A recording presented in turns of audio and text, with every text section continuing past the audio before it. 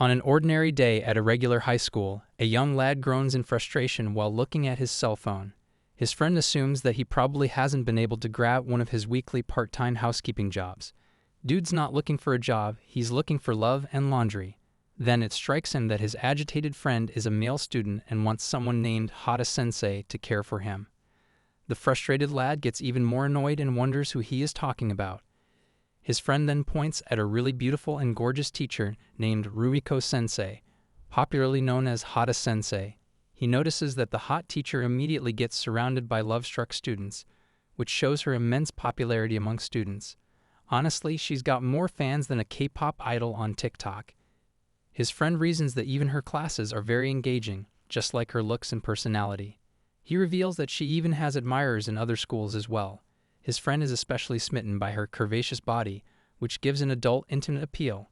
Someone hand this guy a cold shower and a therapist. However, the protagonist Makoto is dumbstruck and absent-mindedly blurts out huge, only to be violently shaken by his friend for having such cultured thoughts. Suddenly, Rumiko-sensei calls out to them for creating a ruckus. Makoto just unlocks sleazy embarrassment mode. They immediately stop and bow in front of her in apology. She smiles heartily at those obedient boys and bows back. Makoto's eyes are awestruck on seeing her up close.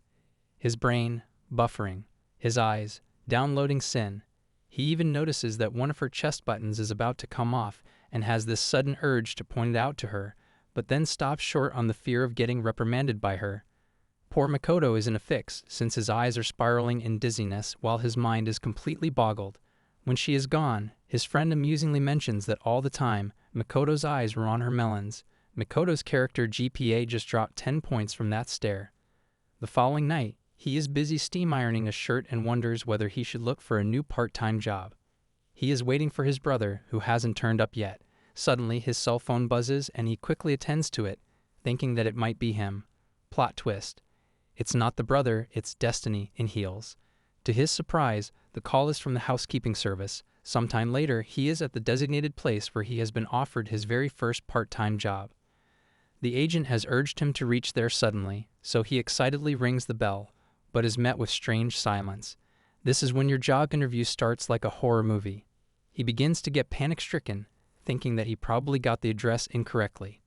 When he goes through the client details again, he is startled to discover the name Rumiko Hata. Like a bolt from the blue, the door slams open on his face and a hysterical Hotta-sensei pops out. Ouch. The jack-in-the-box hurts, not physically but emotionally. The poor lad drops down on his knees, grabbing his throbbing head. She anxiously wonders whether she accidentally injured him, but a tearful Makoto forces a smile and gradually gets up on his feet. But while getting up, he unconsciously glances at her deep neckline. He forgets to blink his eyes and instantly backs away. Then she notices his uniform and gruffly asks him whether he is one of her students. A terrified Makoto springs up and introduces himself in a deafening tone. He just went from cleaner to screamer real quick. Wrathfully, she strikes him, yanks him inside her house, and then slams the door behind her. She ridicules him for shouting at the top of his lungs earlier, since that can taint her social reputation for bringing in students. A frightened Makoto immediately apologizes to her. Makoto's just one scream away from being on the 6 p.m. news. Suddenly, she feels a throbbing pain in her head and complains of a hangover due to shouting. Meanwhile, he stares at her in disbelief due to her messy and distorted appearance. Next, she inquires about his charges, to which he mentions it is 100 yen per visit. The lucky sis just hired a cleaner for the price of a candy bar. She slams her head in frustration, but then decides to hire him for that day since there is also a cancellation fee. She enforces that, in return, he must thoroughly clean her house.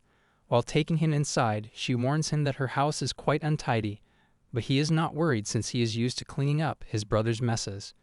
Makoto is about to enter the final boss of messes, Trash Mountain. His heart thumps wildly as she opens her bedroom door, but when he looks inside, he is hit by a 10,000-volt current on seeing the room lined wall-to-wall with trash. Although his mind is boggled, he manages a smile and states that it will be worth it. Welcome to White Collar Cleaners, Anime Edition. After showing him his job, Rumiko-sensei stretches and decides to take a bath. She allows him to work at his own pace as long as he doesn't touch her computer. He instantly blurts out the thing that has been troubling him since yesterday. Bro really said, "Forget chores, let's unpack trauma first." To her surprise, he asks for the top that she was wearing yesterday. She wonders mockingly whether he is desperate enough to sniff it.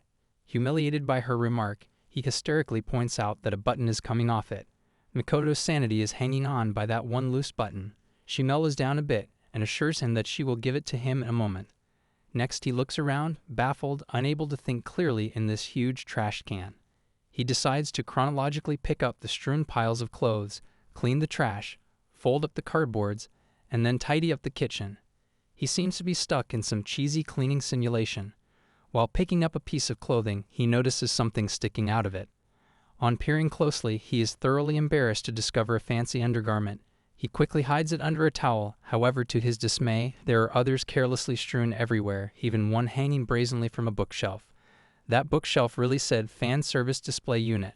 Once all the clothes were rolled up on one side, he panted heavily, wondering whether all women were so sloppy. The helpless lad was trying so hard to forget all the dirty stuff coming into his mind. He tries to keep away his fatigue by continuously reminding himself that undergarments are just pieces of clothing. The pious bro chanting "It's just cotton" like it's a holy mantra. Suddenly, she appears, handing him her top. He looks around, and a fresh sizzling sight awaits him as she is wrapped in a towel. She picks up some clothes from the rolled-up pile and informs him that all the scattered clothes are washed. Makoto.x has stopped working. Rebooting in 3, 2, 1. Soon she leaves for the bathroom while he folds the clothes neatly. As she takes a steamy shower, he cleans up the table, folds the cupboards, and arranges the books on the shelf. Although his physical body is working, his mind isn't. Suddenly, the whole street outside her house rings with his screams, startling the pedestrians. It is revealed that the loud cry is actually a shout of joy from Makoto's side after finishing the grueling job of tidying up the place. The whole house is sparkling like a jewel, and Makoto's chest puffs up in pride. A concerned Rumiko peeks from the bathroom door and then slowly comes out. Makoto just unlocked Janitor Level 100. Next stop, boss fight. He gets another pleasant surprise on seeing her in a modest t-shirt, but then gets bombed when she stretches again. Quite abashedly, he points out to her that she has forgotten her bottoms this time, but she pulls up her shirt to clarify that she is actually wearing micro shorts. Makoto's eyes said rated G, but life said PG-13. She is amazed to see such neatness and wants to walk around without shoes in her house. But quite grittingly, he turns away from her, trying to rub off a non-existent stain from the floor, altogether avoiding looking at her. It is then her stomach growls like a beast, and she demands food. The floor is clean, but now it's time to attack the fridge. Instantly, he puts sumptuous, steamy food in front of her. She squeals in joy on seeing a special dish called nukazuke in front of her. She praises his efforts and wonders how he knows about her favorite dish. Bro, read the request like it was a sacred scroll. He explains that it is written in the request section. He anxiously looks at her, trying the dish, hoping that she really likes the taste. He sweats heavily on seeing her teary-eyed. Chef Makoto is seriously thinking about participating in MasterChef Emotional. He assumes that she probably didn't like it and so quickly rushes towards her to throw it away, but she immediately stops him. She explains that she really used to love her grandma's nukazuki and always thought that she would never be able to taste that kind of nukazuki again. However, she finds his nukazuke tasting exactly the same as hers and gets emotional. Plot twist. Grandma's soul entered the rice. With watery eyes, she grabs his hand, wondering whether he has her grandma's hand or whether he is actually her grandma in disguise. Makoto is certain that the sloppy lady has finally lost her marbles completely, so he reminds her that he is Makoto Kuribayashi. She instantly regains her senses and apologetically releases his arm. Makoto, just a student, not a reincarnated rice goddess. She stares at him thoughtfully and declares him to be serious, skillful, attentive, careful, and a matchless cook. Finally, she decides to hire him as her part-time housekeeper. He is dumbstruck with joy and cannot believe his ears. "Ah, Makoto," she said, "housekeeper, not house husband." But she warns him that he has to follow some conditions. When he obliges, she quickly jots down her some conditions and presents them to him. It appears that she has presented 12 conditions in front of him, which mainly include not having any contact with her at school and not telling anybody about his job here. 12 rules? This ain't a job, it's a contract with a mini-boss. Also, he has to come in civil clothes and bring nukazuki with him on every visit. Also, she hates green peppers but loves desserts. She urges him to read all those conditions carefully. If I give my maid conditions, she would keep a condition not to follow those conditions. When he frantically nods that he is done, she compels him to sign the document for evidence. Poor Makoto is in a fix, fretting over the consequences of rushing into things. She gushes with happiness at the thought of devouring his delicious nukazuke every week. That nukazuke got him stuck real bad. He assures her that he will do his best to cook other things as well. He really finds her adorable and thinks of her as somewhat bizarre. But then he reminds himself that she is a teacher after all. Makoto's inner voice, "Never ever look up or else you'll face the sun." Out of the blue, she breaks in an important clause that she forgot to add in the conditions document. She sinisterly mentions that if he is caught breaking any term or condition, then she will take him down with her. A shaken Makoto nods readily as he has no choice but to comply. Bro just signed up for chores and a potential life sentence. Makoto wakes up from an inappropriate dream about Hotta-sensei, drenched completely in sweat. He realizes that he was having a weird nightmare and thankfully, nothing was real. Quite later at school, his friend notices his Monday blues, so he mentions having a bizarre dream. Bro's REM sleep turned into rated M chaos. It has been a couple of days since his fateful visit to Hotta-sensei's apartment, but it appears that even his friend is unaware of it. So when he excitedly blurts out about recent happenings, seeming unreal, Makoto feels a pang of terror in his stomach, wondering whether his secret visit to Hotta-sensei's apartment has been a dream. But then he quickly shrugs off the idea. Plot twist. His brain drops spoilers in his dreams. Suddenly, his friend animatedly announces her arrival, and he feels an empty pit in his stomach. When she flashes a huge greeting to her students, his eyes unconsciously fix on her face, and she even looks at him in a state of confusion.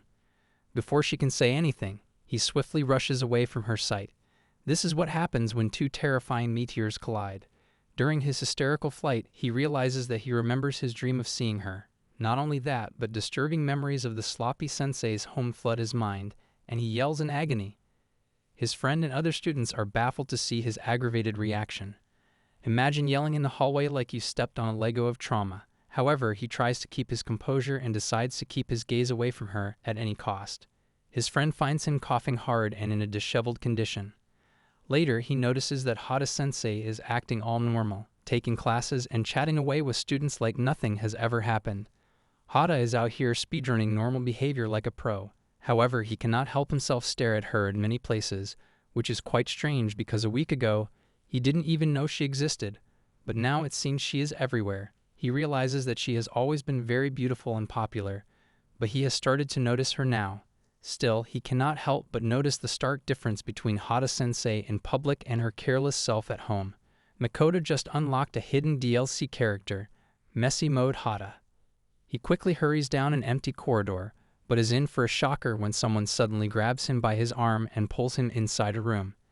It is none other than Hotta-sensei, who slams the door behind him and pins him to the wall by placing her leg near his head.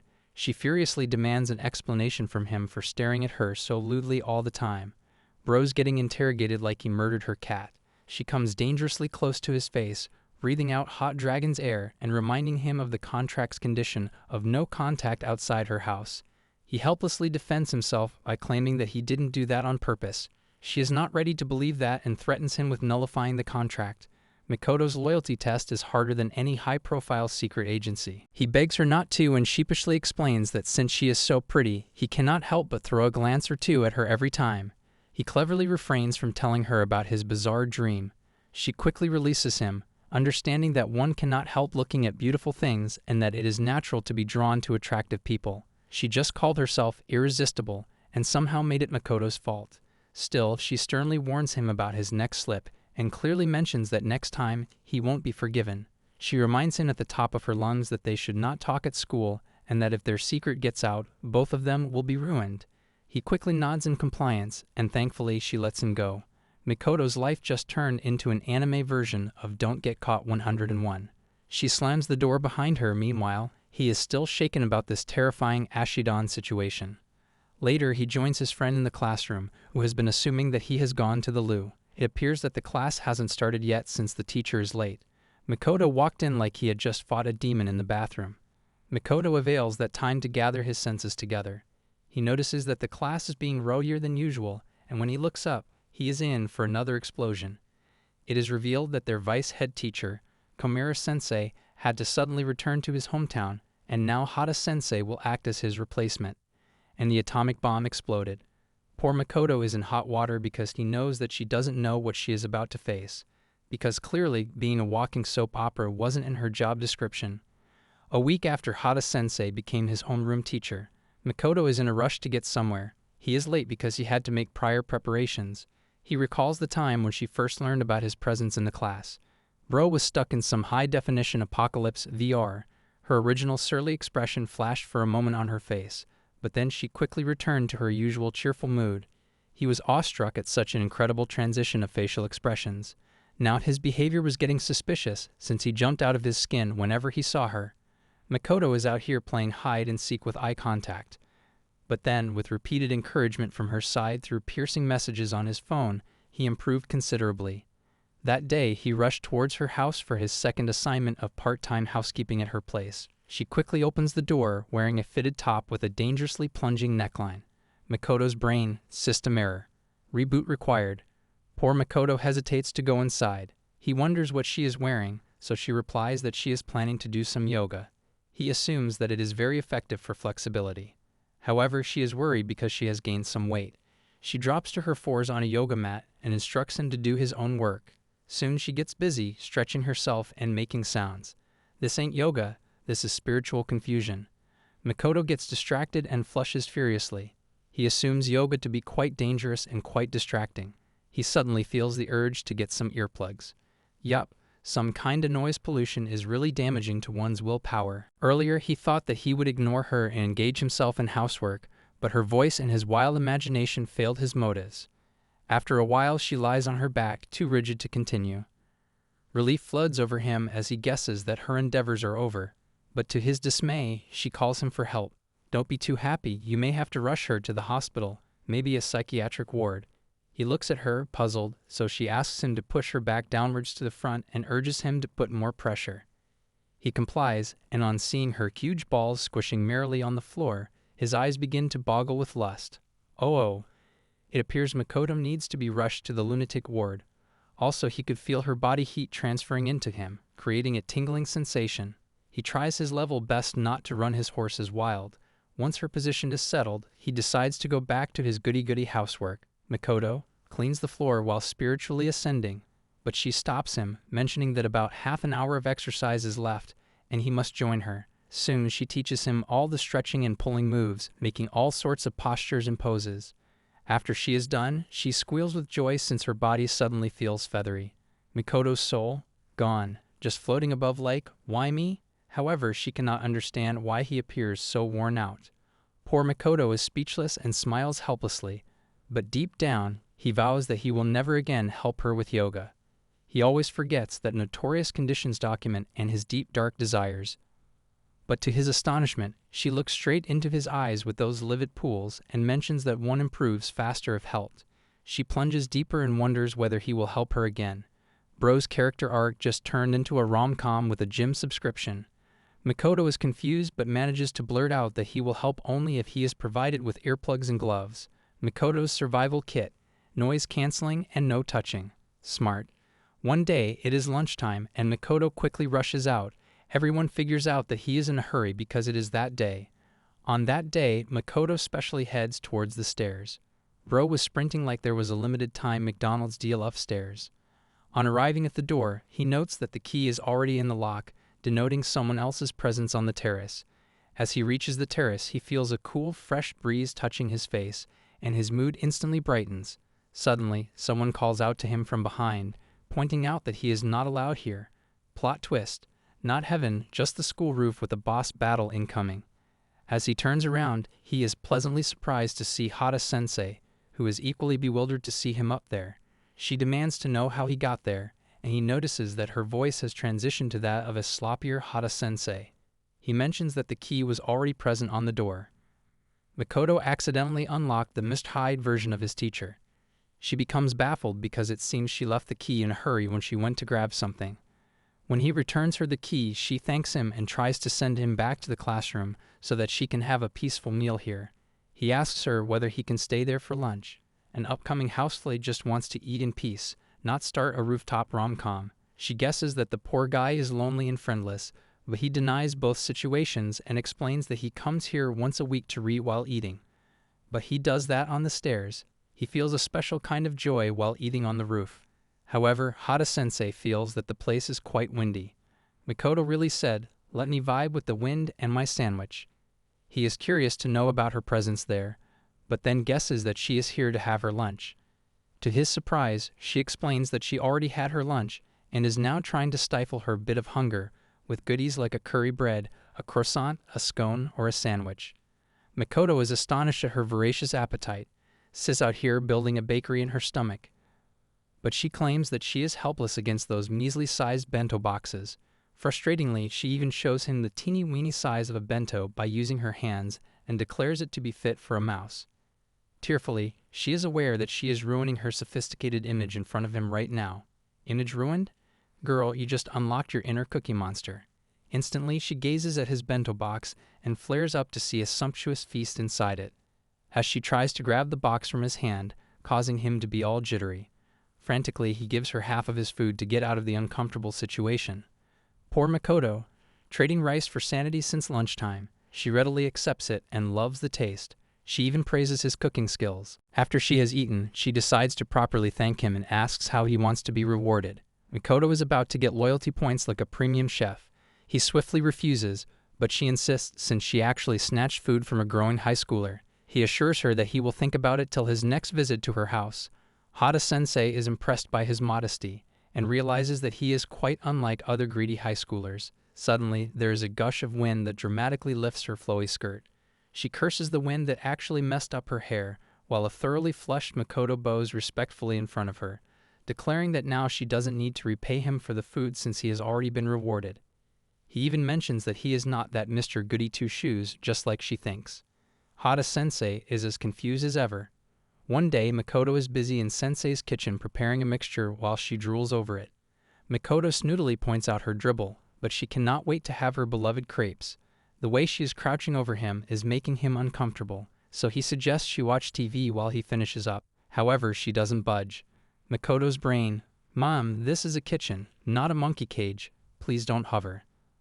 The poor lad is a nervous wreck as he finds himself being watched so intensely. To his alarm, even she suggests helping him so that she can eat crepes sooner. She returns wearing a full-size apron, thankfully covering her whole body except for her dangerously plunging neckline. Ah yes, the modesty apron, now with extra cleavage mode. She twirls around, showing off her new attire, claiming that the apron really suits her. But for him, it is very embarrassing since her huge back balloons are more highlighted. Soon, she washes her hands, and as he hands over a towel to her, he accidentally peeks through her armhole. Makoto.x has stopped responding. Please reboot with holy water. He avoids eye contact, gazes at the bowl, and begins preparing the dish. A bewildered Hotta-sensei cannot understand why he is talking to the bowl. To break the humiliating situation, he instructs her to weigh and mix milk and sugar. This is because he feels that bowl is more sensible than you, Hotta-sensei, or at least it would listen. He recalls that since she is used to making her own bento, she might be somewhat familiar with cooking.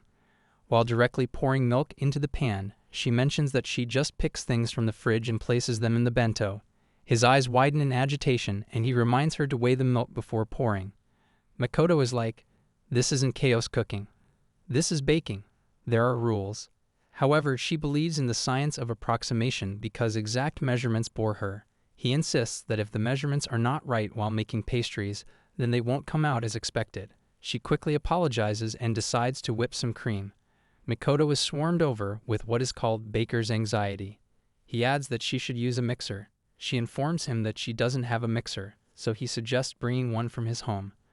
Quite brilliantly, she suggests that they can always whip cream with a hand whisk. And next, we churn butter with our elbows, yes? He states that manually whipping will be quite tedious, so he decides to check online for a more efficient way. But she shrugs it off, calling him a bore and worrying unnecessarily. But after a while, she admits that manual whisking is indeed tiresome. Sensei, after toiling for 5 minutes, "Okay, I hate this. Let's invent whipped cream spray cans." He offers his help, but she refuses, stating that if she gives up now, then she cannot be termed as a woman. But he has already found the right method to whisk the cream by hand, that is, by putting some sugar and cold water in a bowl. He decides to follow the instructions, while Hotta-sensei furiously whips and whips, but the cream doesn't get firm. Plot twist. It's not the cream that's whipped. It's Makoto. Out of the blue, there is a worn-out yelp. He quickly turns around to see whether she is okay. It appears that she is fine, but the bowl has slipped from her hand and overturned on the floor. Cream on the floor, dignity out the door. She stares at him with puppy dog eyes, mentioning that she got the cream smeared everywhere on her clothes, face. Makoto flips over at such a shocking sight.